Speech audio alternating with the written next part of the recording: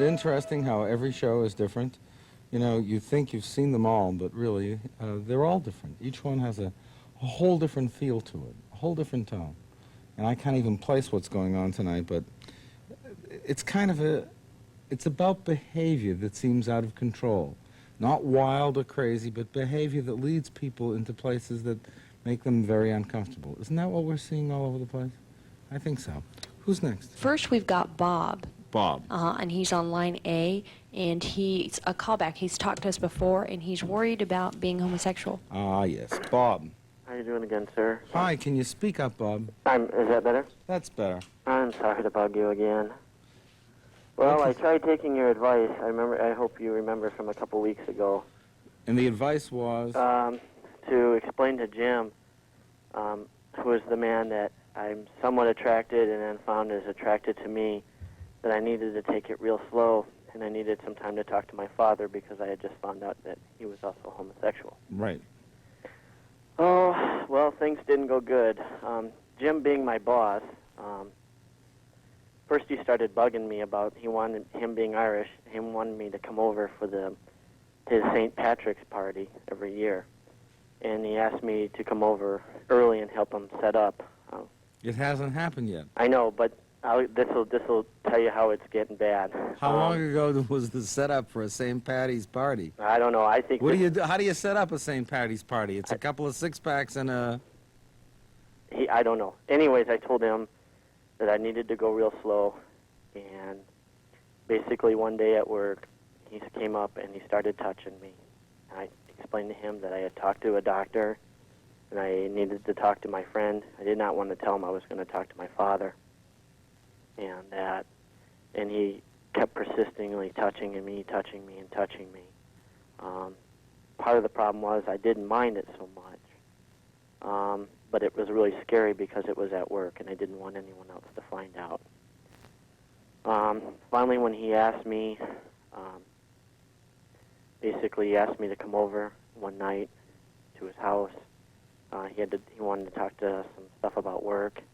I went over there, and things, I guess, got carried away. And basically, I told my father, and my father decided to come out last week. He has met Jim, and now here's the problem. Unfortunately, those two like each other, and I'm left out in the cold. And I've also been fired. Jim doesn't want to see me anymore. I also told at the time I had a girlfriend, I told her how I was feeling for this man. She left, and now it's just my father and Jim, and no one will talk to me. Sorry. Well, and your feelings about Jim now are? That I love him. I love him. What made you come to that feeling? Basically, I stopped and I thought about it more and more, and as I just saw him every day at work, just the way he dressed, the way he sat around, I just couldn't get close enough to him. It was not enough just to sit in the chair right next to him. I had to be with him every second. Well, it never would have lasted, you know that. I don't know. Well, I do, because okay. of certain things that destroy a relationship anyhow are the neediness that you showed, your intensity, which almost feels like desperation, and also the fact that it was your first such experience, which would make me question how clearly you could possibly see this thing. All right? Put those together, they just set the scene for you being set up and abandoned, which already happened, by the way. Yeah, unfortunately, it has. What are you feeling? Right now? Yeah. Scared. Why scared? Because I'll never get to see him again. So why does that scare you? Because I feel like I need to be with him. And what do you get when you're with him? Pleasure.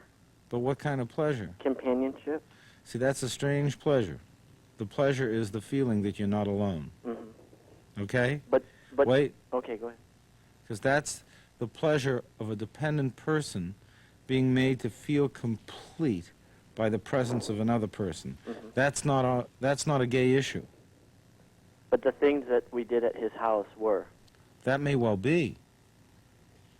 But that's not a gay issue. The But what issue I- we're talking about is a dependency issue.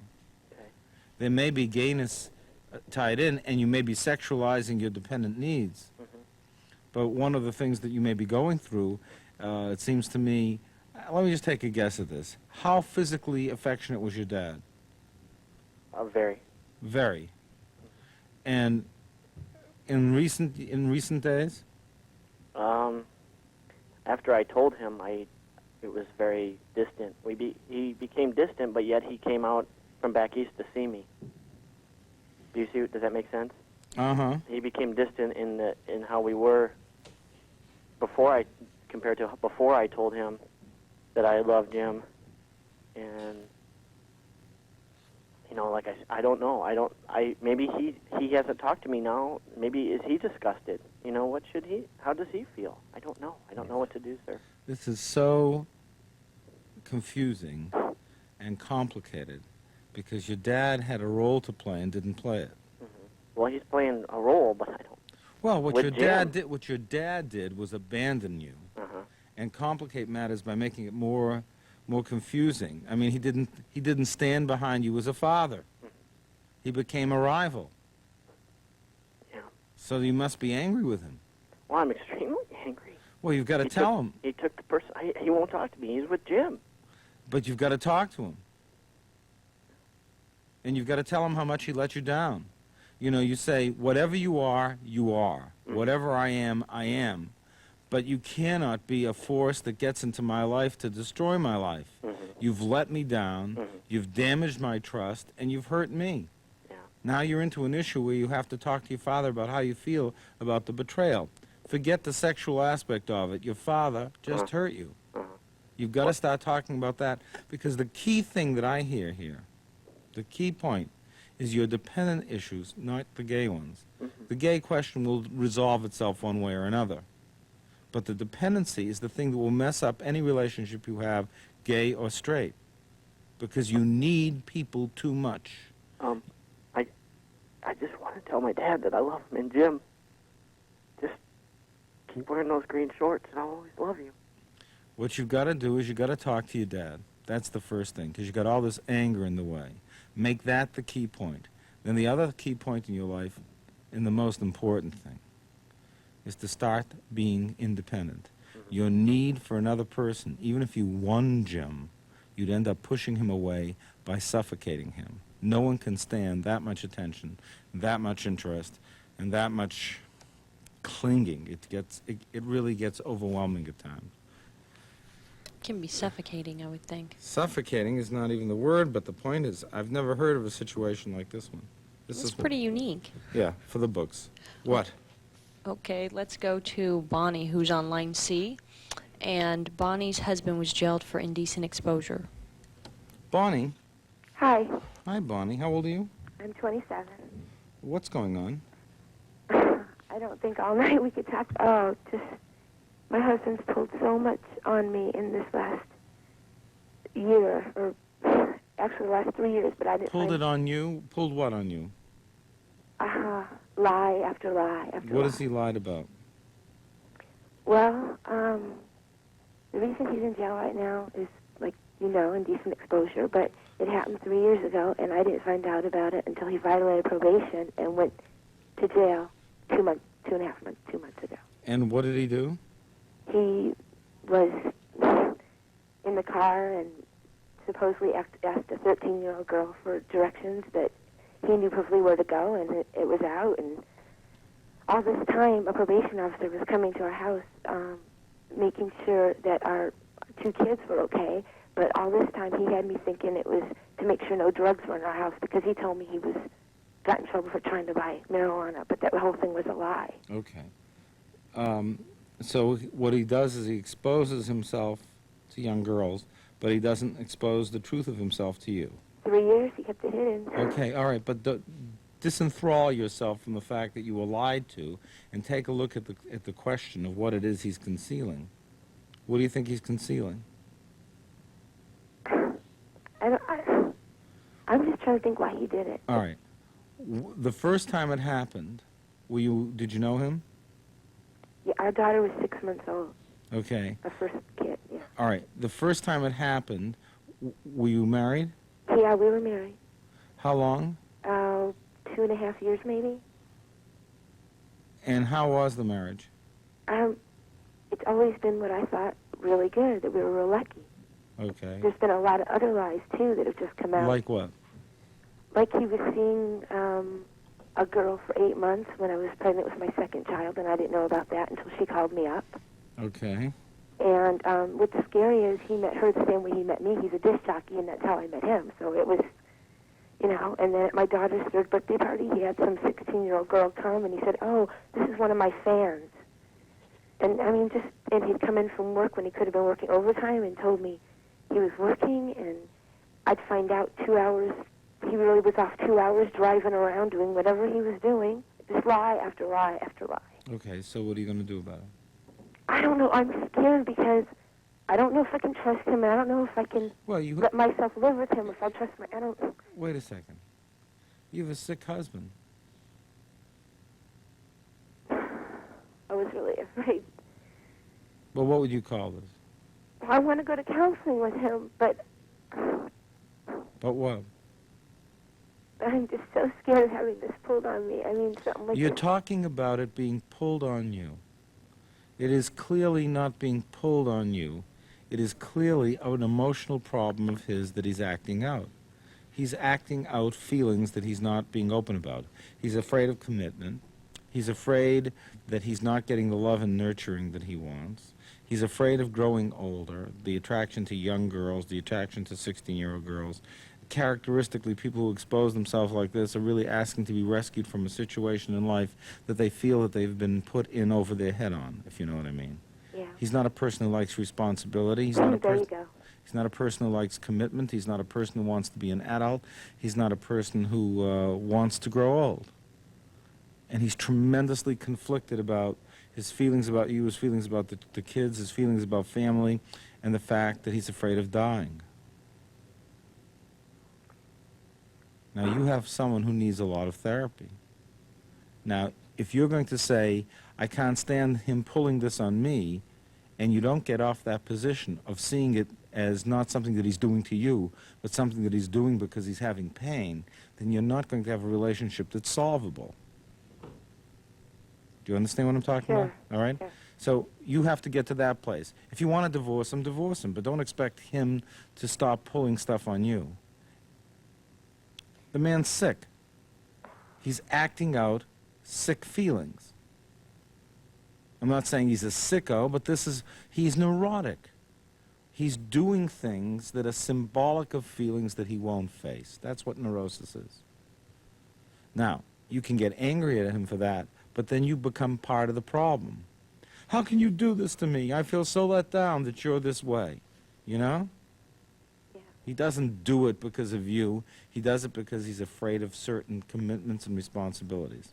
I would strongly suggest therapy for you and him together, but he's going to need therapy by himself, and the combination is the only hope. But first, that attitude has to change. You have to say, okay, I've got a sick husband. All right, so now you're going through some feelings that you made a bad choice. Right? Mm-hmm. Talk to me about that. Well, yeah, I mean, I'm going through that, and I mean, I'm wondering other things, too, like would he touch my kids? I mean, I don't think he would, but it runs through my mind, and that bothers me. All these are valid questions that need to come up in the context of therapy. How long's he in for? His release date's in the middle of May. Okay. Well, are you talking to the parole officer? Well, she said, you know, when he gets off, everything will be clear, but... Well, that's not what we're talking about. Nothing will be clear when he gets off. If you're not working the issue out in therapy, and he doesn't understand the feeling that is driving him to do this, then nothing has been accomplished, and he's just a walking time bomb.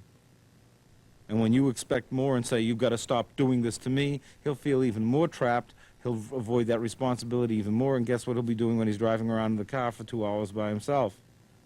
Right. Yes? So you have to insist on therapy for both of you. And you're the one who knows what you can lose. You're the one who's aware.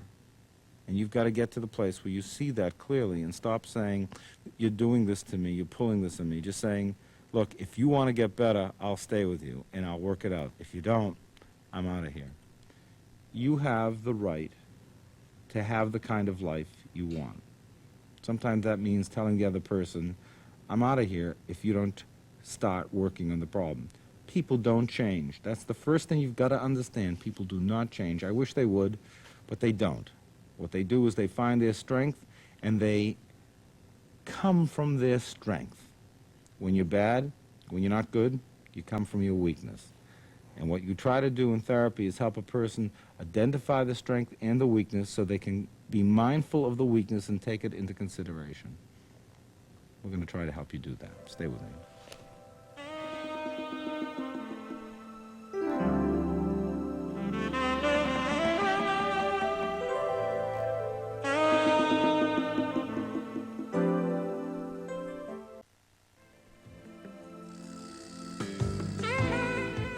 David Viscott, how are you? How about that moon? Show us the moon. How about that moon? Thank you for the moon. We can come back. I just like the moon. What can I say?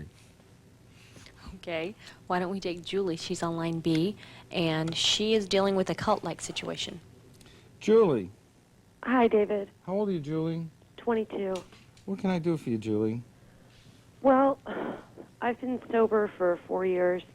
Congratulations. Thank you. And I'm pursuing the betterment of myself all the time on a daily basis. I'm glad. Which is wonderful. That's good. And a friend of mine who is also sober introduced me to this seminar, a weekend seminar. And I was very resistant to it for about 4 months and then decided to go ahead and do it. Why was this presented in a way which resistance would be part of? Her enthusiasm came across to me as persuasiveness and manipulation. So, you have an obligation under those conditions to identify that. I didn't. Have you yet? Tonight I did. Earlier tonight. What did you do? I addressed the issue of money being a factor in going away on the second advanced seminar. You missed it.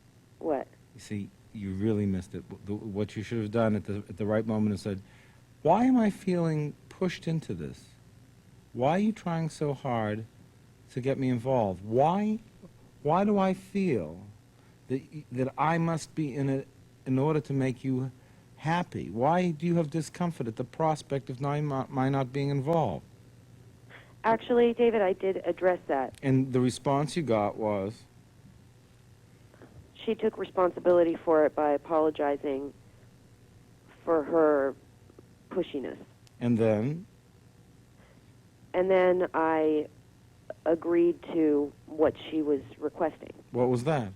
To go and do the seminar. Well, that's the only reason she took responsibility for it.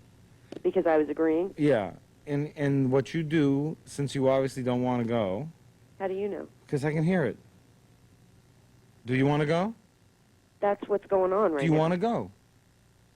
Yes or no? Yes, and I don't want to spend the money. You want to go? No, I don't want to go. Then say you don't want to go. Let me give you all the reasons in the world why a mature person doesn't do something. They say, I don't want to, and that's it. Mm-hmm.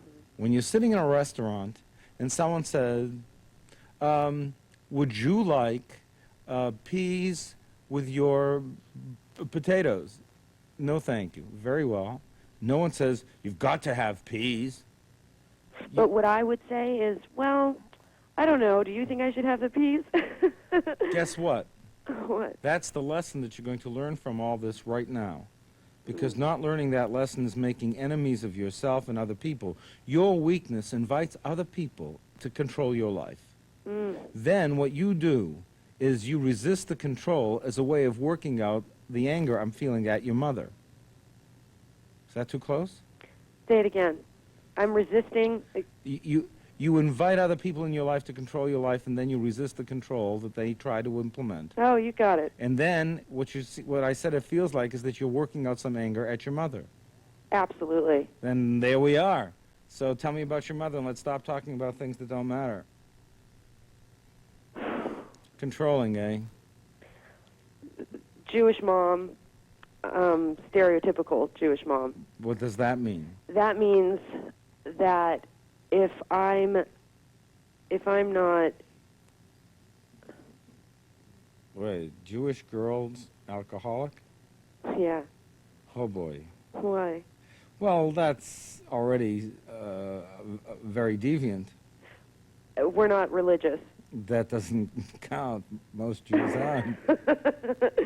I mean, that's utter rebellion. Mm. What did your dad have to say about that?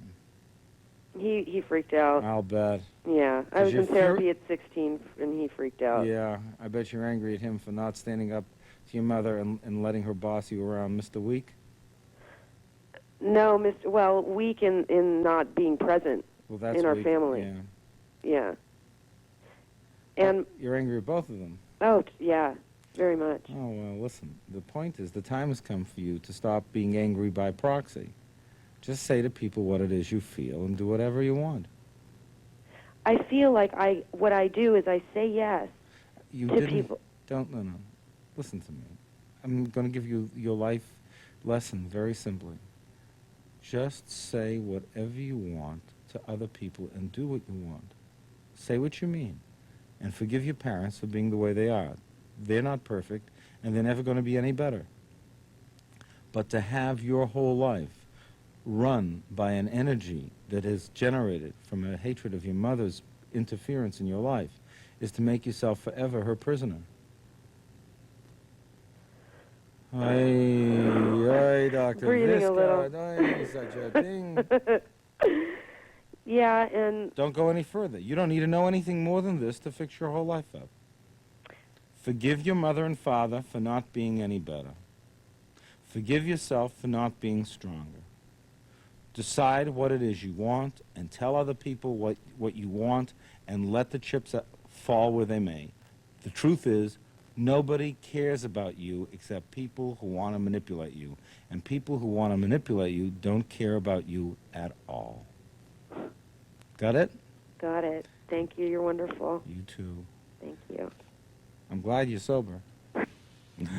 Who else do we have? Well, David, you hit the nail on the head there with her mother. How did you make that correlation? I have no idea. Just came. Well, what it is I'll feel a pattern, and very often it's out of my mouth before I've thought it through, and it's just a sense. Instinct, huh? No, it's just having done it so much. This feels like it's almost musical. You know, you hear where the chord is coming from and where it's going to. It's, Okay, well, let's take Jane. She's on line D, and she has some guilt over knowledge that she has. Jane. Jane? Yes, Hi, how old are you, Jane? I'm 30. Tell me what's going on. Well, about 7 years ago, I was in a relationship where I was what you might call, I called love at the time, and I suppose that you could call it obsession with a man. And his family had come over. He's Colombian. His family had come over from actual Belgium. His sister, her wife, and their 2 children. And we went away for a weekend. They were actually in Los Angeles for 2 weeks. We went away for a weekend. And at one point, he was borrowing my camera and taking pictures. And he was consistently taking pictures of these children with no clothes on. And Where were these children? in bed. Where were they coming from? They were his 2 nieces, his sister's children. Okay. That had come to visit from Belgium. And the parents were there, and it was all sort of like a big joke. And he had them lying in all these different positions, taking pictures of them. And I thought it was strange at the time, but because I was so, I suppose, obsessed with this man, I didn't completely question it. I sort of said, well, that's okay. And I got the pictures back. I had them doubled. He wanted his own set, and I had some. And I thought they were strange, and I sort of then forgot about it. Now, 7 years later, I haven't seen him, and I'm married, and I have 2 children of my own. And I'm going through old pictures, and I find them. And now it's sort of all the stuff about child pornography has come out, and I'm thinking, this is really sick. I mean, these are just like vaginal shots, and that's it. No, the rest of the kids, and that's all. And I'm thinking, this is very sick. why didn't I question it? Why didn't I say anything? And I feel like, is there something wrong with me, or should I have said something? Is this guy a sick person? Is he doing strange things to other children? Because I have my own children now, and I have to think, well, what's happening to other kids? My friend, let me tell you what's going on. What you are most upset about is the blind spot that growing older and having your own children has uncovered for you in your own life. You now look back and you see that younger, infatuated, obsessed self that you have now grown away from. And you're filled with shame for being a person who was that blinded. It's not so much that he was sick or perverted. I'll grant you he was. All right? But what you are really most concerned with was how could I have been so blinded by my emotions that I was unable to act in my own best interest, and when I noticed these things were strange, why was it I went along with it? It's perceiving your weakness that you're most upset about right now. Isn't that right? It is right. Okay. And then the question is not about other children, it's about your children.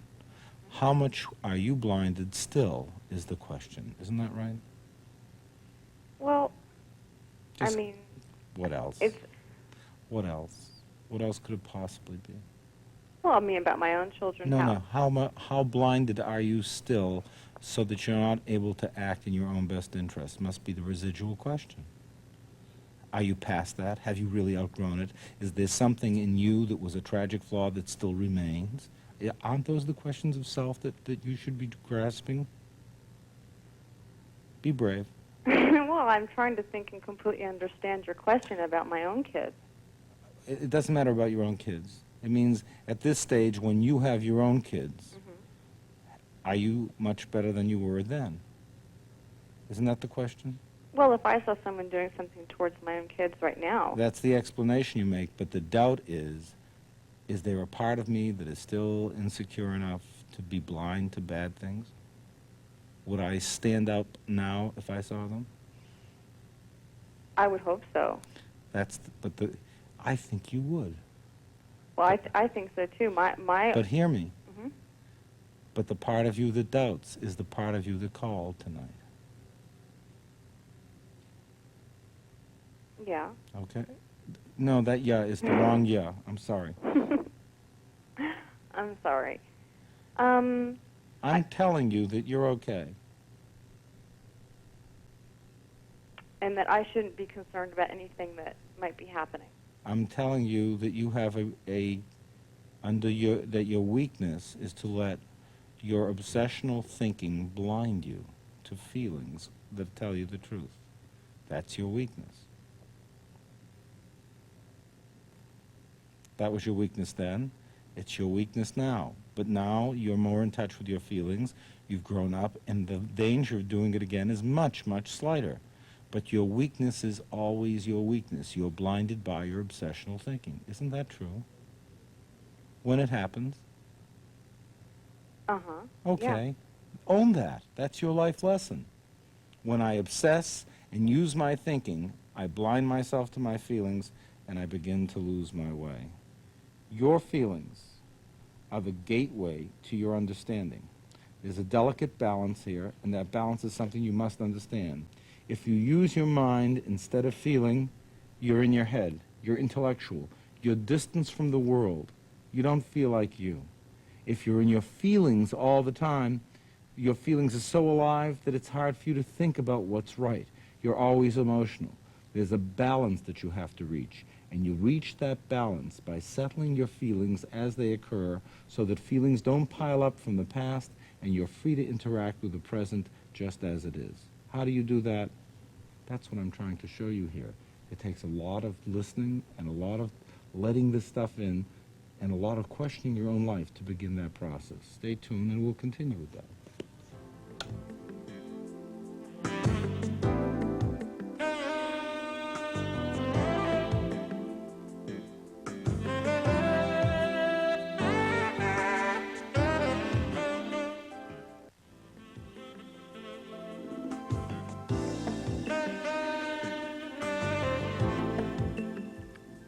Welcome back. What I'm trying to tell you over and over again is a simple thing. Do what you want to do. Say the truth about what you feel, and say it as soon as you know what you feel. Good advice. You'll never get better than those two comments. What's up? Okay, we have Cindy. She's on line A, and she's in love, but she's afraid to confront her family. Cindy. Uh-huh. Hi, Cindy. How old are you? 27. You're in love, Yeah. and you're afraid to confront your family? What does that mean? Well, it's a family member. Explain. It's a cousin. You're in love with a cousin? Mm-hmm. Explain.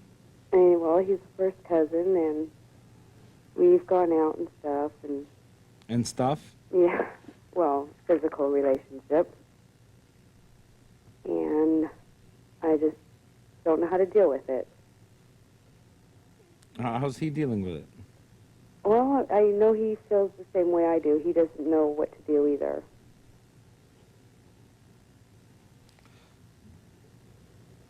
This is one of those real gray areas, isn't it? Mm-hmm. What have you been taught about this? What have you heard? Well, it's not right to be with a family member. Well, brothers and sisters, certainly not. No. But cousins sometimes, although we're not comfortable with it. Isn't that the word? Yeah, that could be the word. Why is it you that has to confront? Well, my uncle already knows. His father. His father. What does he think?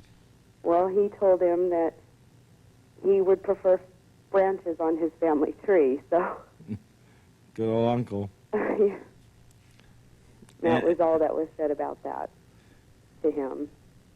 And what did your cousin say? Nothing. He just kind of played it off, and How old is your cousin? he's 38. Well, I guess it's a family matter in some ways, but if you're going to introduce it into the family, you better be really sure about what you feel for each other. Mm-hmm. Okay? What do you feel for him? Oh, I love him.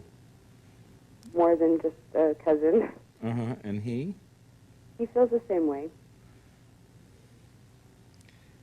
Well, how are you going to do it?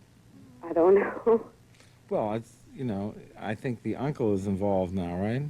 Yeah. How do you get along with your uncle? Good. He's always been my favorite uncle. Well, that helps. Yeah. It's just I'm really, really scared about my dad finding out. Well, what do you think he'll say? I don't know.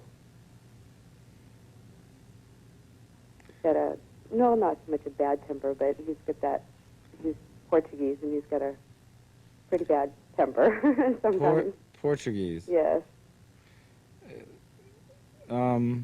Is this an uncommon thing in your particular family? I would say so, yes. You would say so, yes. Do you know any other Portuguese families in which this has occurred? No. Not mine, for sure. There is a group of Portuguese people in Massachusetts down in the Cranberry Bog areas. That's where I'm from. What town? Mashfield? Well, actually, I was born in New Bedford. Okay. Raised in Falmouth. Okay. But there's a large Portuguese population down there Mm-hmm. where that kind of intermarrying is fairly common.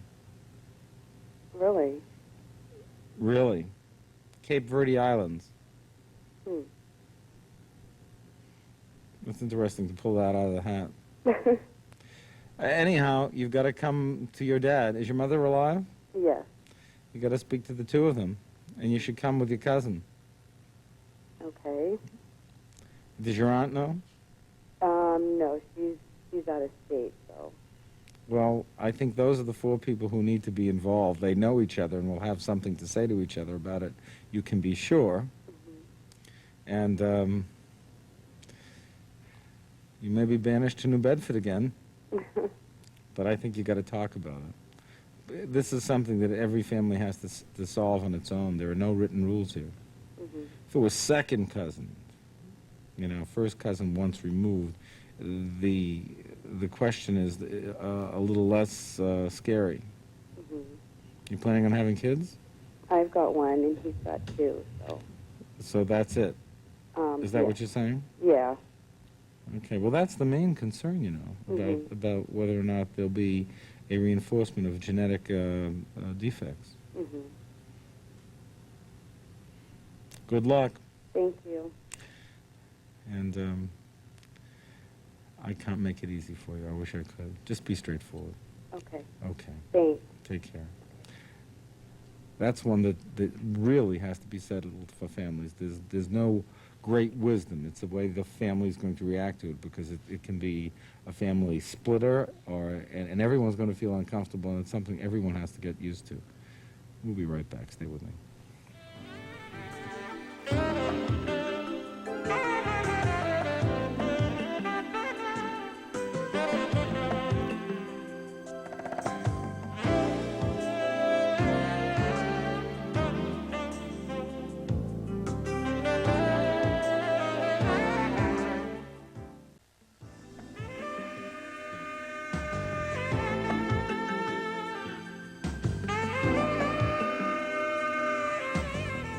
David Viscott, and welcome back. And don't question me how I knew this lady was from Massachusetts, because I didn't. Okay, no Okay, question. no I questions. promise. And I don't want anyone calling in about this. I just happen to know this group of people of Portuguese Intuition, descent. Well, no, it was a very well-studied group of people that we were always concerned about. Cape Verde Islands. Okay, I won't ask. Good. Okay. All righty. We'll stay friends then. All right. We have Nate and Aisha. They're on line 3, and he caught her cheating on him. Nate? Yeah. Aisha? She's right here sitting next to me. We only have one phone. Okay, how old are you, Nate? I'm 20. How old is Aisha? She's 19. Okay, so what's the story? Well, about a couple of weeks ago, I found out that she had cheated on me. Meaning what? Well, she'd gone out for a walk and said she's going somewhere where I forget where she said she was going. She returned the next morning fairly early, around 6 o'clock. A couple of days later, I found out that she went with a couple of other gentlemen in a truck and went to bed with them. Both of them? That's my understanding, yes. Why would she do that? I have no idea. It's beyond my... Put Aisha on, please. Okay. Hello. Hi, Aisha. Hi. What's going on, Aisha? Um, Straightforwardly, so I can just understand. What happened that night? with those two guys, I went to bed with them. Why? I don't know. I don't know why I did it. Have you ever done anything like that before?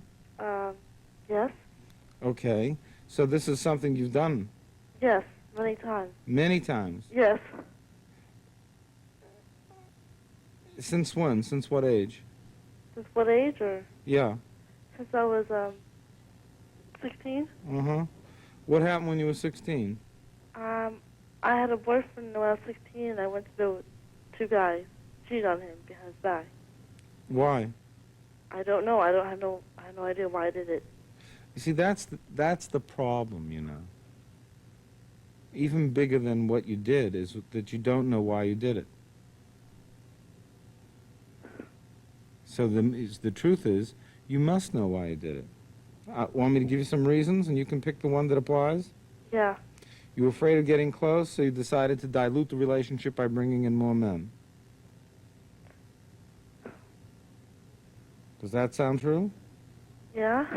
Okay. It does? Well, no, not really. Then why'd you say it does? I don't know. Don't play games, Aisha. You're insecure and you need a lot of men's love to make you feel strong. You buy that one? Yeah. Yes or no? Yes. All right. So your insecurity makes you reach out for a lot of other men. Yeah, I guess. Are you afraid of being rejected? Very much, yes. All right. Were you afraid of being rejected when you were 16? Yes. So that when your fear of rejection comes up, do you try to see if you're still attractive to other men? So in case you get rejected, you can still function? Yeah. Why is it do you always mess around with more than one guy when you mess around? Yes, I always mess around with other guys. I don't. With more than one man at a time? Yeah, I mess around with one at a time. I don't mess around with all of them at the same time. Speak up. I don't mess around with guys at the same time. I do it one at a time. Yeah, but you went with 2 men this night, right? Yeah. That's happened before, you said. Yes. Well, that must be a pattern. Why more than one man? Well, if the other man doesn't like me, I still have the other guy. That's pretty primitive, isn't it? Yes. I mean, that's not going to find you happiness because no man will put up for that, right? Right.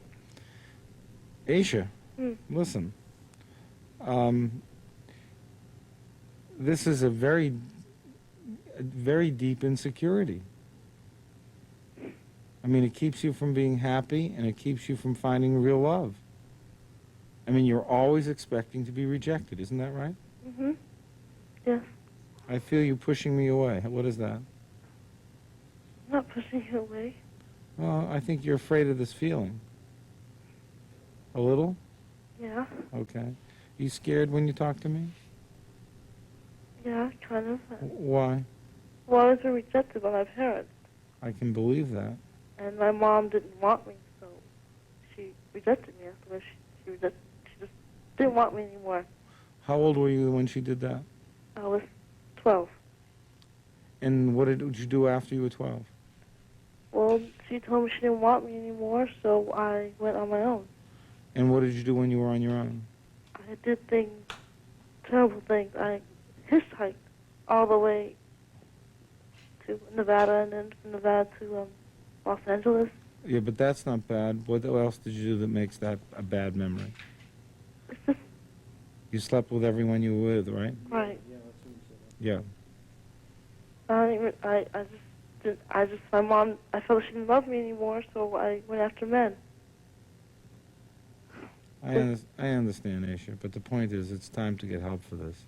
You can't go on like this. I don't know whether this present relationship is going to last, but the very rejection that you fear is something you create by your own behavior. You make yourself someone that a man doesn't want to be with, right? Right. So you're up against it. Mm-hmm. You've run out. Yeah. Do you work? No. How do you support yourself? Nathan. What? Nathan supports me. I don't have a job. I don't have any money. Okay. So how long you been with Nathan? About 3 months. And when did you decide to cheat on him? When I moved in with him. At that moment you decided to cheat on him? Well, I wasn't thinking. I mean, I went out, and And what? And the 2 guys came out to me, and I went in the truck with them, and I had sex with them. Uh-huh. And then I came back and didn't say anything to him. And he found out by himself that I was cheating on him. Okay. You need help, Aisha. You're living out a feeling that's very, very old. I mean, it's a feeling that 7 years old is running your life. And there's no future for you in life until you solve this problem. The problem is one of feeling rejected all the time. Right? Mm-hmm. You got to talk to someone. You know what? You stay on the line, Mm-hmm. and we'll give you the number of someplace you can go for help. Okay. Okay? Thank you. Take care. Sad. Call. It's a serious pattern. 7 years? Yeah, but such a sad call. I mean, here's someone who just is completely lost. This is a 12-year-old, 19-year-old girl. Who do we have? Okay, we have Carl. He's on line C, and he's having feelings towards his half-sister. It's one of those nights. How about that moon? Let's see. Carl. Hello. Hi, Carl. How you doing, this is Dr. Viscott? How old are you, Carl? I'm 26, and 1 week I'll be 27. You're 26. Yes. Okay, stay there. We grow old very quick, you know. You hold on to your age. Okay. Now tell me what's going on. Okay, well, it's not something that has gone on yet.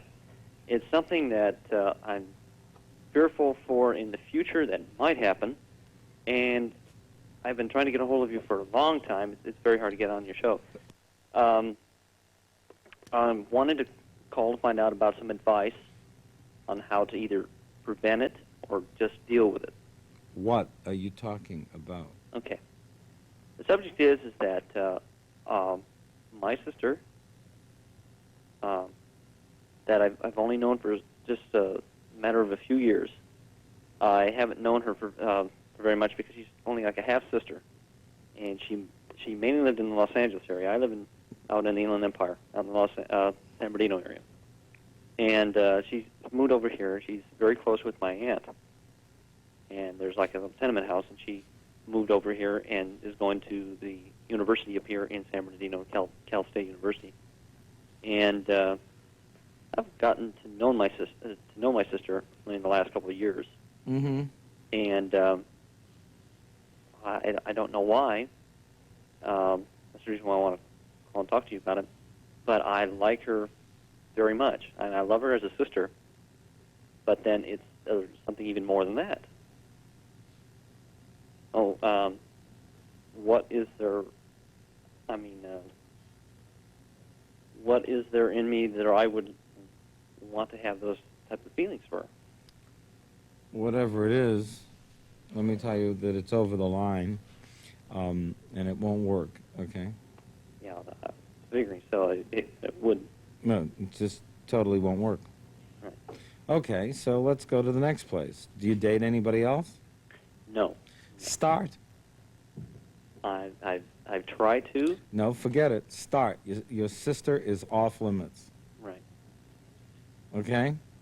Okay, she's a half sister, and what I was calling to find out is, should I even discuss it with her at all in the future? No. Okay. It's your problem, and it's off limits. Okay. When you see your sister, you should think of something like lard, or something that you don't like. Something. What do you like least in the whole world?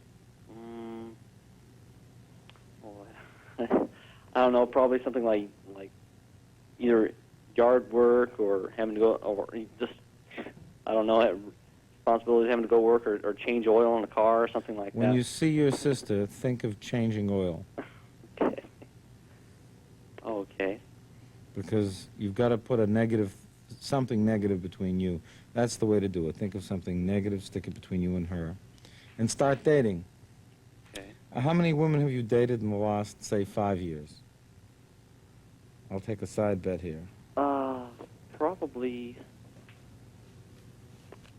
I would say probably two to three women that I really liked. There's one that I really I was in love with. What happened? She wasn't in love with me. She wanted to be my friend, and she was like the best girl I've ever dated. Honestly. How long ago was that? It was about 3-4 years ago. Just about the time your sister came on the scene. Just before, I'd say about a year to a year and a half. And I try to not try to chase her, more or less, but I try to have some type of a social relationship with her, at least. Why don't you go find somebody who can reciprocate? It's very difficult. I have someone who's calling me now. Date her. I wish I could. I mean, I don't even know her. She just be called me. friends. Yeah. Anything. But don't be involved with your sister. Okay. I don't believe what I have to say to people tonight. Carl, you must know these things, right? I know this. That's the reason why I wanted to. I haven't even made any advances toward it at all. But the thing is, though, David, is that she likes me too. I don't know if she likes me at all in the same manner, but it seems like we always meet eye to eye a lot of times. It's like anytime I go over to visit my aunt, I take my mom over too to visit because my aunt and my mother are very close. And your mother runs protection. Yeah, more or less. Mm-hmm. It's always my mom and I going to visit her. Either that my aunt is always there. A little chaperoning, huh? Yeah, it seems to work out that way. I don't know if that's... Well, that's what you do. You realize it's wrong, so you bring the police in with you. Well, no, my aunt and mom want to see each other, and I usually never go over. I know. Don't miss the point. Okay. It's wrong, Carl. Date. Okay. This woman is a replacement for what you are missing in your own life. And don't confuse the picture by thinking she's the real thing or the only one you'll ever have. Okay. Okay? Okay. I'm sorry. That's all right. I wasn't going to really try to pursue anything like that, but I just want to get your... No, what you're doing is you're prolonging the mourning process over your girlfriend. That's all this is.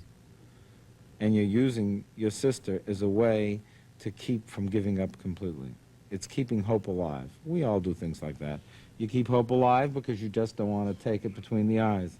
We all want to believe that love is possible, that money is just around the corner, that things are going to get better, and we, like the drowning man, will grasp for straws.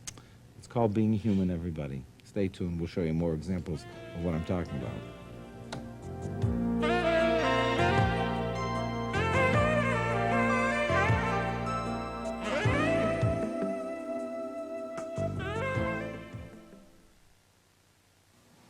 Some accidents can be taken care of rather easily with a Band-Aid and a little TLC. But if you've been seriously injured in an accident caused by someone else, you need something more. You need legal help. You need a law firm that really cares about their clients. You need a law firm that will fight to get fair payment for your injuries. Call the Professional Law Corporation of Herbert Michel, and here's something different. Because we care about you, we'll even come to your home. Call now, 1-800-870-7444. Interesting show tonight, huh? This has been a very interesting night. Yeah, it's hard to put it together, but we try to do it. We try to make this work. And the thing you have to understand is those feelings which unexpressed go shape your life and take it into places that are out of your control. Express your feelings as you're feeling and to the person who causes you to feel them, and let go. See you next week. You may wish to contact the Viscott Center at 1-800-426-4432. The center is open Monday through Friday, 9 a.m. to 5 p.m. Private consultation is available for a fee.